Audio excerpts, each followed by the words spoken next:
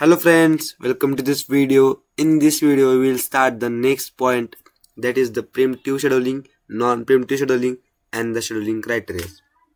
So first of all आपण preemptive या शब्दाचा अर्थ समजून घेऊया, कारण preemptive शब्दाचा अर्थ जर तुम्हाला समजला तर तुम्हाला जवळजवळ 80% गोष्टी समजल्या यातल्या. तर preemptive म्हणजेच काय, एखादी गोष्ट काढून घेणे म्हणजे त्याचा अधिकार असतो किंवा त्याचं काम जे चालू आहे ते थांबवणं किंवा त्या गोष्टीला रिप्लेस करणं, ह्या सर्व गोष्टींचा अर्थ म्हणजेच प्रिम्प्टिव्ह. मग आता आपण ह्या शब्दाचा अर्थ तुम्हाला समजला सांगितला मी, आता तोच शब्दाचा अर्थ तुम्ही लक्षात ठेवा आणि मी जे सांगतोय ते ऐका. Preemptive scheduling allows higher priority process to replace currently executing process.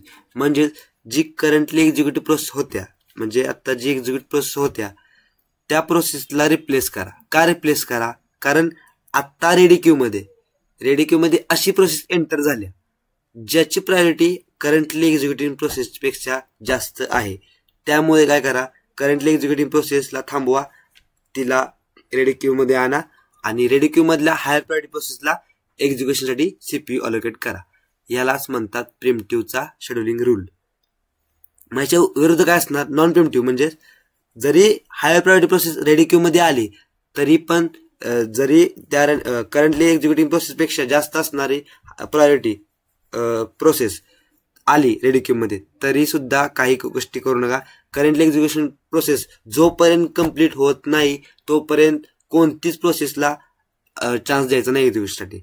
याच गोष्टी आहेत. तर आपण वन बाय वन सेंटेन्सला जर बघितलं तर तुम्हाला समजेल लगेच.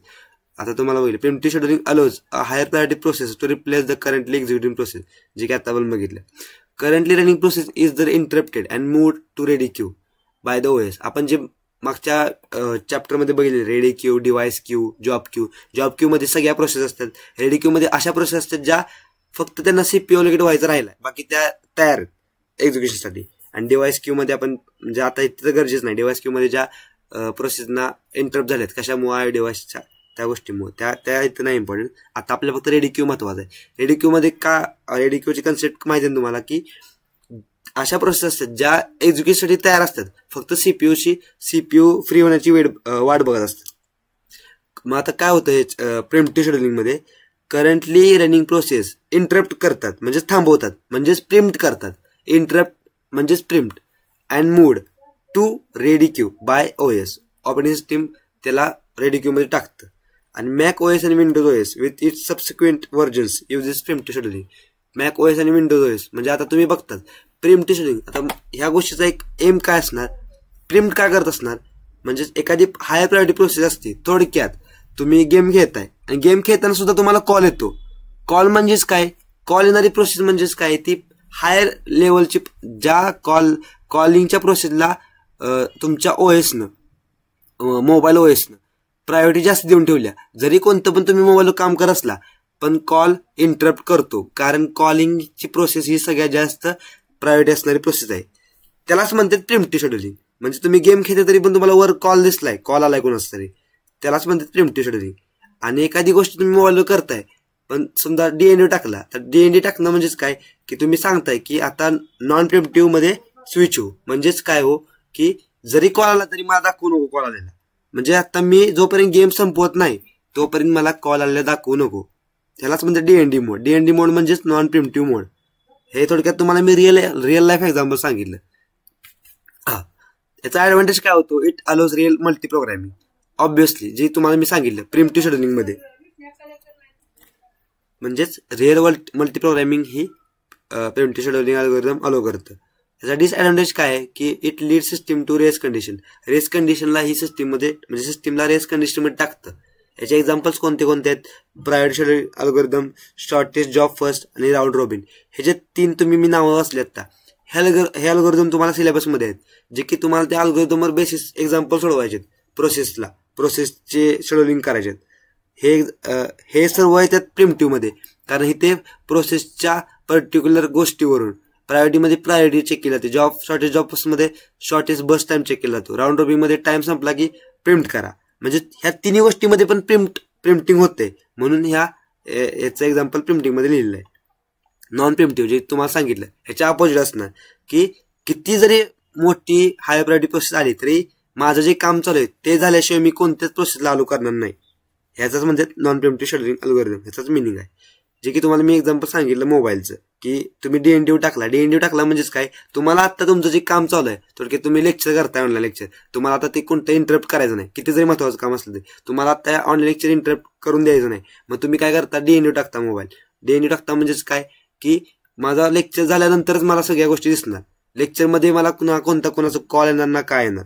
म्हणजेच काय, in this scheduling once the CPU is assign to process, म्हणजेच तुमचा जेव्हा प्रोसेस सीपीयूला असाइन होतो तेव्हा process doesn't release the process until the completion of process.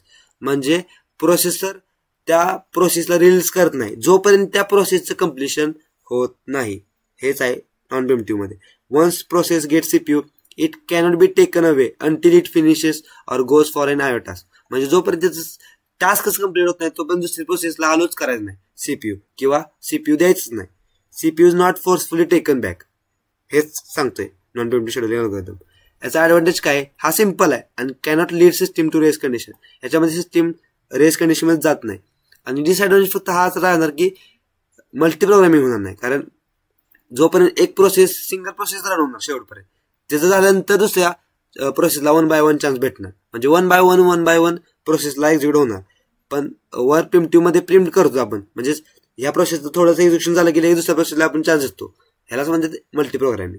आता ह्याच्याच पुढचा पॉईंट आहे शेड्युलिंग क्रायटेरिया. म्हणजे आपण जे हे अल्गोरिदम बघितले, आता आपण ह्या नॉन प्रिम्प्टिव्ह शेड्युलिंग मध्ये एफसीपीएस बघितला. एफसीपीएस म्हणजेच काय, फर्स्ट कम फर्स्ट सर्व, जो की आपण नेक्स्ट बघणार आहोत अल्गोरिदम. त्याच्या अल्गोरिदम काय आहे आपण त्या नेक्स्ट व्हिडिओ मध्येच बघूया आपण. म्हणजे जे अल्गोरिदम आहे त्यातला कोणता अल्गोरिदम बेस्ट. आता तुम्ही क्वेश्चन पेपरमध्ये तुम्हाला क्वेश्चन विचारतात, डिफरन्शिएट बिटवीन 2 पॉईंट दिले जातात, त्याच्यामध्ये डिफरन्स लिहायला लागतो.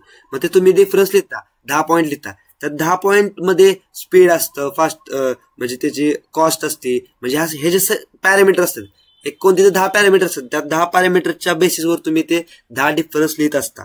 मग ते 10 पॅरामीटर म्हणजेच काय, की ते जे तुम्ही पॅरामीटर यूज केले त्या पॅरामीटरच्या बेसिसवर तुम्ही त्या दोघांना डिफरन्शिएट केले.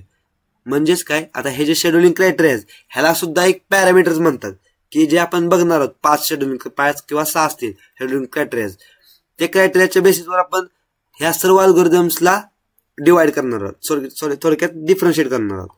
म्हणजेच काय, scheduling criteria are nothing but the comparing parameters to show which algorithm is better than other. म्हणजे कंपेअरिंग पॅरामीटर्स आहेत ज्याच्यामुळे दाखवतं की कोणता अल्गोरिदम बेटर आहे. फर्स्ट जो आहे सीपीयू शेड्युलिंग क्रायटेरिया म्हणजेच कंपेअरिंग पॅरामीटर काय आहे, सीपीयू युटिलायझेशन. म्हणजे या सर्व अल्गोरिदम मध्ये कोणता अल्गोरिदम असा आहे ज्याच्यामध्ये सीपीयू युटिलायझेशन 100% होते. आता आपण कन्सेप्च्युअली बघूया, म्हणजे समजेल तुम्हाला. It is define as percentage of time CPU is busy in executing process. म्हणजे सीपीयूचं जे पर्सेंटेज आहे, म्हणजे थोडक्यात जो टाइम आहे, केवढा टाइम सीपीयू प्रोसेसच्या एक्झिक्युशनसाठी घालवलंय सीपीयूनं, त्यालाच म्हणजे सीपीयूचं युटिलायझेशन. सीपीयूचं युटिलायझेशन म्हणजे तुम्ही थोडक्यात डेली लाईफ मध्ये यूज करता, की मग माझ्याकडे 2 दिवस आहेत, त्या 2 दिवसातला मी टाइम प्रॉपर युटिलाइज करणार आहे. युटिलाइज करणं म्हणजेच काय, त्यातला मी कोणताच टाइम वाया घालवणार नाही. म्हणजेच काय, सीपीयू जास्तीत जास्त बिझी राहणार. तुम्ही बिझी राहता, प्रॉपर सगळ्या टाइमचा यूज करता, ह्यालाच म्हणतात CPU utilization. For 100% utilization of CPU must be busy for all the time. म्हणजे जर तुम्हाला सीपीयूचं 100% युटिलायझेशन करावं लागणार आहे तर तुम्हाला सीपीयूला प्रत्येक टाइमला बिझी ठेवावं लागणार आहे. आयडल तो राहायलाच नाही पाहिजे एका सेकंदासाठी सुद्धा. Means at least 1 process is executing 1 processor. म्हणजे एक तरी प्रोसेसरद्वारे एक्झिक्यूट होत झाली पाहिजेच. Practically possible range 40 to 90%. म्हणजे 100% युटिलायझेशन शक्य कुठंच नाही आता. प्रॅक्टिकली जर बघायला गेलं तर 40 to 90% आहे सीपीयूचं युटिलायझेशन. हा पहिला पॅरामीटर झाला. ह्याच्या बेसिसवर तुम्ही म्हणू शकता की बाबा XYZ अल्गोरिदमचा सीपीयू युटिलायझेशन 100% आहे, तर दुसऱ्या अल्गोरिदमचा सीपीयू युटिलायझेशन कमी आहे. असं तुम्ही 2 अल्गोरिदमला डिफरन्शिएट करू शकता. म्हणजेच हा जो पॅरामीटर त्याला म्हणतात कंपेअरिंग पॅरामीटर. थ्रूपुट म्हणजेच काय, की total number of processes completed per unit time. म्हणजेच किती कमी वेळात तुम्ही किती जास्त प्रोसेस रन करताय त्यालाच म्हणतात थ्रूपुट. म्हणजेच थोडक्यात थ्रूपुट म्हणजेच काय, एक ॲबिलिटी आहे त्या अल्गोरिदमची की ती कमी वेळात जास्त प्रोसेस एक्झिक्यूट करते. त्यालाच म्हणतात throughput. For long process this rate may be 1 process per hour. म्हणजे समजा एखादी प्रोसेस खूप मोठी आहे तर त्या प्रोसेसला 1 प्रोसेस पर आवर म्हणजे एका तासामध्ये एकच प्रोसेस रन होणार.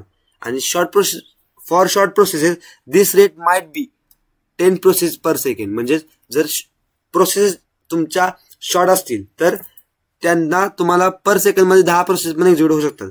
म्हणजेच काय, थ्रूपुट म्हणजे ॲबिलिटी की तुम्ही जो अल्गोरिदम यूज केलाय त्या अल्गोरिदममुळे तुमचा सीपीयू कमी टाइम मध्ये जास्त प्रोसेस एक्झिक्यूट करतोय. Turn around time. आता हे टर्न अराउंड टाइम आणि वेटिंग टाइम ह्या दोन कन्सेप्ट तुम्हाला खूप महत्वाचे आहेत, कारण ह्या गोष्टी तुम्हाला पुढे एक्झाम्पल मध्ये पण विचारल्या जातात की तुम्हाला ऍव्हरेज टर्न अराउंड टाइम आणि ऍव्हरेज वेटिंग टाइम काढावं लागतं. मग ह्या गोष्टी काय आहेत ह्या आत्ता समजून घ्या व्यवस्थित. टर्न अराउंड टाइम म्हणजेच काय की तुम्हाला रेडी क्यू माहिती आहे की रेडी क्यू मध्ये ज्या प्रोसेस तयार आहेत एक्झिक्युशनसाठी त्या प्रोसेस असतात सर्व ठेवल्या जातात रेडी क्यू मध्ये. तर the total time from submission of the process. Submission म्हणजे काय लिहिलं आहे तुम्ही, अरायवल लिहिलंय. अरायवल म्हणजे जेव्हा प्रोसेस रेडी क्यू मध्ये आल्या तो time to the time of completion of process. म्हणजे रेडी क्यू मध्ये जेव्हा प्रोसेस आल्या तिथून ते प्रोसेस ती कम्प्लीट झाल्या ह्याच्यामध्ये टाइम म्हणजे असतो टर्न अराउंड टाइम. म्हणजे मी इथे फॉर्म्युला पण लिहिलाय, completion time minus arrival time. म्हणजे तुमची प्रोसेस कम्प्लीट कधी झाल्या आणि आल्या कधी ह्यांच्यातला जो डिफरन्स आहे त्याला म्हणतात टर्न अराउंड टाइम. ही खूप सोपी समजायला गेलं तर खूप सोपी कन्सेप्ट आहे की रेडी क्यू मध्ये तुमची प्रोसेस आल्या आणि तिथपर्यंत ती संपल्या ह्याच्यामध्ये जो टाइम आहे किती वेळ लागलाय प्रोसेस आल्यापासून संपेपर्यंत त्याला म्हणतात turn around time. Waiting time म्हणजेच काय, total time process spends in ready queue. म्हणजे जो प्रोसेस रेडी क्यू मध्ये किती वेळ घालवत्या त्यालाच म्हणतात वेटिंग टाइम. म्हणजे इथे लिहिलंय मी टर्न अराउंड मायनस बस टाइम. आता टर्न अराउंड मायनस बस टाइम म्हणजेच काय, हा जो फॉर्म्युला आहे तो तुम्हाला यूज करावा लागणार एक्झाम्पल सॉल्व्ह करण्यासाठी. वेटिंग टाइम तुम्हाला शब्दावरून समजते. वेटिंग टाइम त्या प्रोसेसला रेडी क्यू मध्ये किती वेळ घालवावा लागलाय.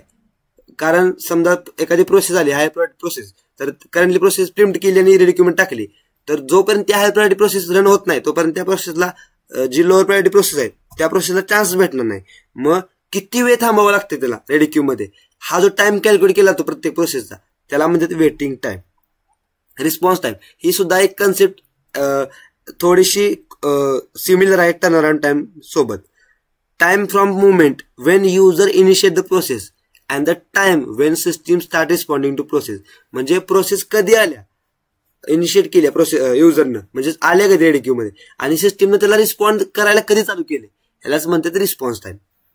या कन्सेप्ट.